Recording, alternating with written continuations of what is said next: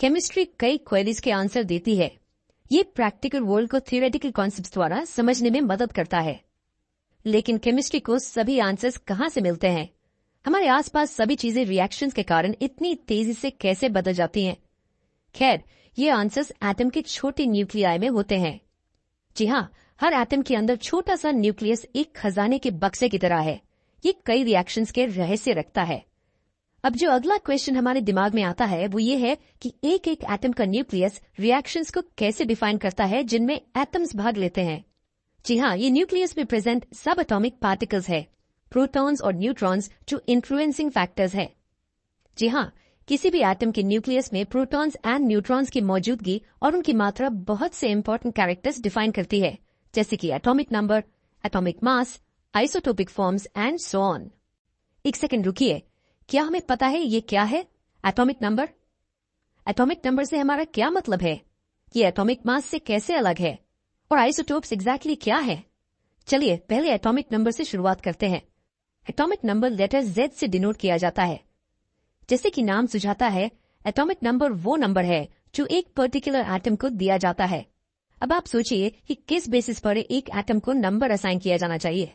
क्या ये एटम कब खोजा गया था उस बेसिस पर होना चाहिए, या फिर कितनी मात्रा में एलिमेंट नेचर में मौजूद है उस बेसिस पर? कौन से फैक्टर एटम या एलिमेंट्स को नंबर करने के लिए अप्लाई किए जाने चाहिए? एक तरीका है एटम के अंदर न्यूक्लियस में मौजूद नंबर ऑफ प्रोटॉन्स के आधार पर नंबरिंग किए जाए। जी हाँ, ये इसलिए क्योंकि हर एलिमेंट के एटम के न्यूक्लियस में प्रोटॉन्स की मात्रा फिक्स्ड होती है और ये नंबर हर एलिमेंट के लिए अनोखा है, राइट? इससे हमारा क्या मतलब? एग्जाम्पल के लिए, कोई भी ऑक्सीजन के एटम के न्यूक्लियस में हमेशा 8 प्रोटॉन्स होते हैं। कोई भी दूसरे एलिमेंट के एटम में 8 प्रोटॉन्स नहीं है। इसका मतलब कि एक एटम के न्यूक्लियस में प्रोटॉन की मात्रा उस एलिमेंट की आइडेंटिटी की तरह होती है।